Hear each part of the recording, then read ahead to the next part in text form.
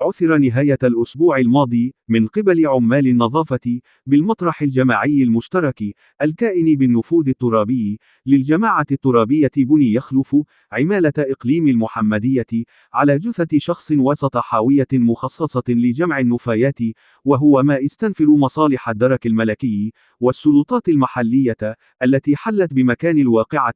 قصد القيام بالمتطلب وفق كل اختصاص،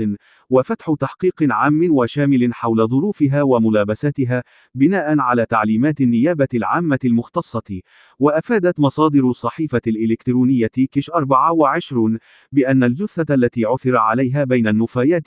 تعود لشخص في مقتبل العمر، يرجح حسب المعاينة الأولية أنه قضى ساعات وسط حاوية النفايات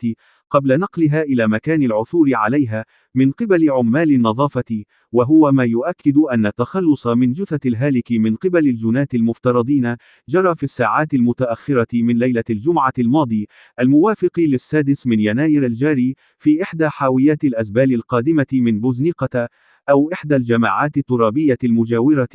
قبل أن تقوم شاحنة مخصصة لنقل النفايات برميه في المطرح السالف الذكر، إلى أن أتارث جثثه أنظار عمال النظافة. وأضافت المصادر نفسها أن النيابة العامة المختصة أمرت بنقل الجثة إلى مستودع حفظ الأموات من أجل إخضاعها للتشريح الطبي الكفيل بتحديد هوية الشخص، فيما باشرت مصالح الدرك الملكي بسرية بوزنيقة أبحاثها وتحرياتها لتحديد ظروف الواقعة